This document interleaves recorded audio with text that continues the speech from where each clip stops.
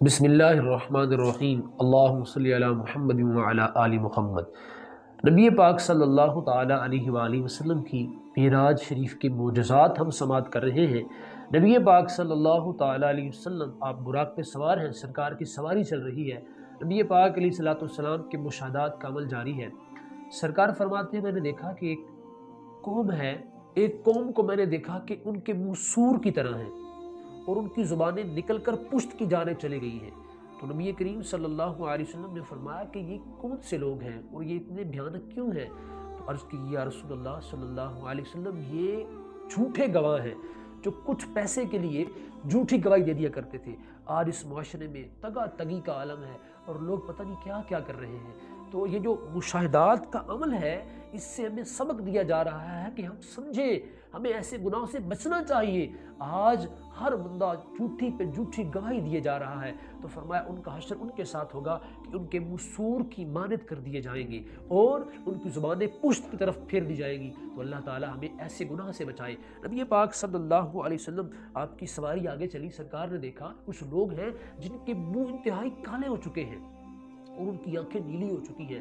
نبی پاک صلی اللہ علیہ وسلم نے فرمایا، سرکار فرماتے ہیں کہ ان کے منہ سے پیپ اور خون نکل رہا ہے اور اتنی گندی بدبو ہے کہ اس کی وجہ سے پورا میدان سڑ گیا۔ حضور نبی پاک صلی اللہ علیہ وسلم نے فرمایا، جبرائیل یہ کون لوگ ہیں کہ جن سے اتنی غلیظ بدبو آ رہی ہے اور ان کی بدبو کی وجہ سے یہ میدان بھی جل گیا؟ عرض کی یا رسول اللہ صلی اللہ علیہ وآلہ وسلم، یہ شراب پینے والے ہیں۔ اے اللہ، تجھے تیرے محبوب نبی پاک صلی اللہ علیہ وسلم کی معراج کا صدقہ امت مسلمان کو ایسے گناہ سے بچا کہ جو شراب پیتا ہے۔ اور لوگوں، فرمایا جو برکت والی راتیں ہوتی ہیں، جب شرابی اس رات کو عبادت کرے تو فرمایا اللہ تعالیٰ جس رات کو اللہ سب کو معاف کر دیتا ہے۔ حدیث پاک میں ہے کہ بنی کلب کی بکریوں کے بالوں کے برابر اللہ تعالیٰ گناہ گاروں کی بخشش کرتا ہے، اس رات بھی اللہ تعالیٰ اس بندے کی بخشش نہیں کرتا جو شراب پینے والا ہے جب تک توبہ نہ کر لے۔ تو بھائی، اللہ کے محبوب نبی پاک کا وسیلہ دے کے اپنے رب کی بارگاہ سے دعا کرتے ہیں، اللہ ہمیں شراب پینے سے بچائے۔ نبی پاک صلی اللہ علیہ وسلم کو معراج کی رات پیالے پیش کیے گئے، شراب کا پیالہ، شراب کا پیالہ پیش کیا گیا، حضور کو دودھ کا پیالہ پیش کیا گیا۔ تو نبی پاک صلی اللہ تعالی علیہ وسلم نے معراج کی رات دودھ کے پیالے کو پیا۔ تو حضرت جبرائیل امین عرض کرتے ہیں، یا رسول اللہ، آپ نے فطرت کو قبول کیا ہے، آپ نے پیار اور محبت والا عمل کیا ہے۔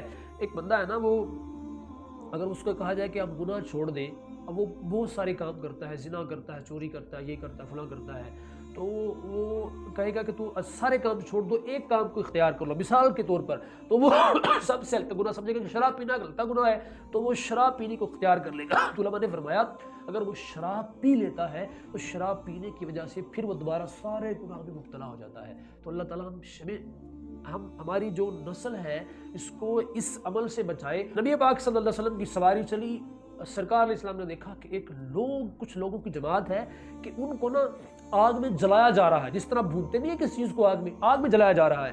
نبی پاک صلی اللہ علیہ وسلم نے فرمایا، جبرائیل یہ کون سے لوگ ہیں؟ تو حضور نبی پاک صلی اللہ علیہ وسلم سے عرض کی، یا رسول اللہ، یہ وہ لوگ ہیں جو اپنے والدین کو تنگ کیا کرتے تھے، اپنے والدین کے نافرمان تھے، اپنے والدین کے نافرمان ہونے کی وجہ سے ان کو اس عذاب میں مبتلا کیا جا رہا ہے۔ اور خدا کے بندو، میں آپ کے سامنے ہاتھ جوڑتا ہوں، والدین ایک ایسی نعمت ہے، ایک ایسا میوہ ہے کہ جب یہ دنیا سے چلے جاتے ہیں، ہم سے جدا ہو جاتے ہیں، پھر ہمیں قدر آتی ہے۔